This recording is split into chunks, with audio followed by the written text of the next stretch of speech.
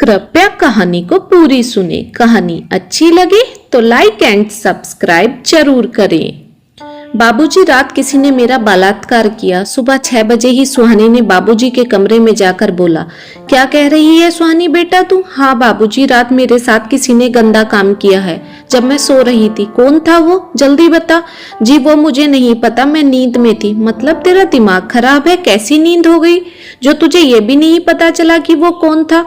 मुझे खुद समझ नहीं आ रहा बाबूजी, मैं चाहकर भी अपनी आंखें नहीं खोल पा रही थी।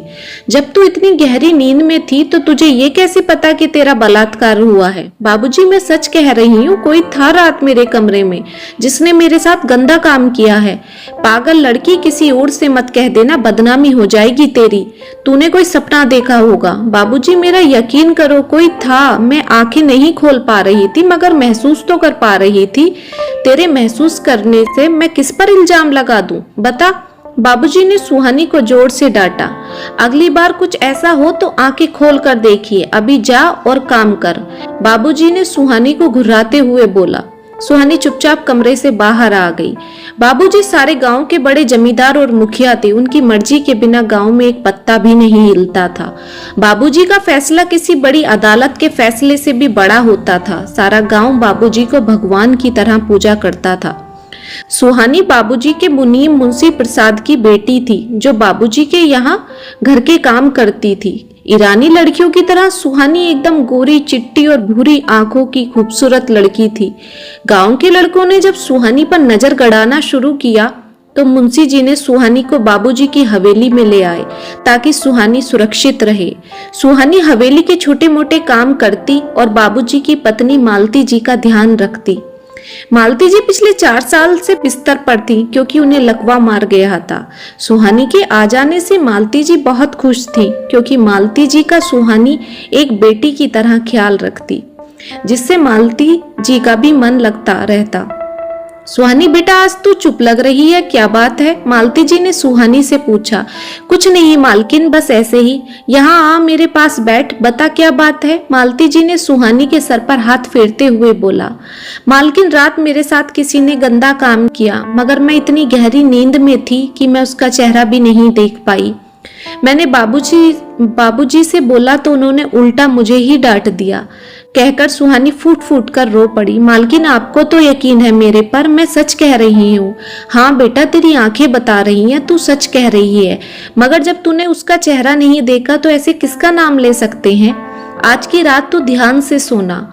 अगली रात सुहानी के साथ फिर वही घटना घटी, मगर सुहानी फिर नींद की मदहोशी में उसका चेहरा नहीं देख पाई। सुबह होते ही सुहानी दौड़कर मालती जी के कमरे में पहुंच गई।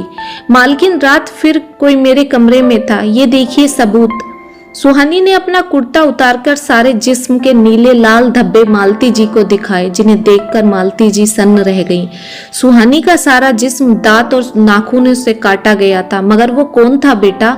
मालकिन, मैं फिर नींद में उसका चेहरा नहीं देख पाई। मालती जी का माथा ठनका। रात को क्या खाकर सोती है तू सुहानी? मालकिन, मेरा खाना तो राजू कमरे में पहुंचा देता है, वही खा लेती हूँ। आज रात को तू खाना मत खाना, सारा खाना खिड़की से बाहर फेंक देना। लेकिन क्यों मालकिन? जो मैं बोल रही हूँ बस वो करना। सुहानी ने वही किया और आंखें बंद करके लेट गई। आधी रात सुहानी के कमरे का दरवाजा खुला और एक आदमी कमरे में आया और सुहानी के ऊपर लेट गया। सुहानी ने आंखें खोलकर देखा तो बाबूजी थे। बाबूजी आप? सुहानी ने चिल्लाना चाहा मगर बाबूजी ने सुहानी का मुंह दबा दिया। चुपचाप होकर लेट जा, वरना तुझे और तेरे बाप को पैरों की तरफ से कटवा कर गिद्धों को डलवा दूंगा। अगर जरा भी किसी से जिक्र किया तो ध्यान रखना। बाबूजी की आंखों में गुस्से में खून उतर रहा था। देखकर सुहानी कांप उठी। उस दिन के बाद हर रात बाबूजी सुहानी के जिस्म को नोचते और सुहानी अपनी किस्मत मानकर चुप रह जाती। मगर एक दिन सुहानी के जीवन की काली रात खत्म हुई और बाबूजी का बेटा राजवीर अमेरिका से पढ़ाई पूरी करके लौट आया।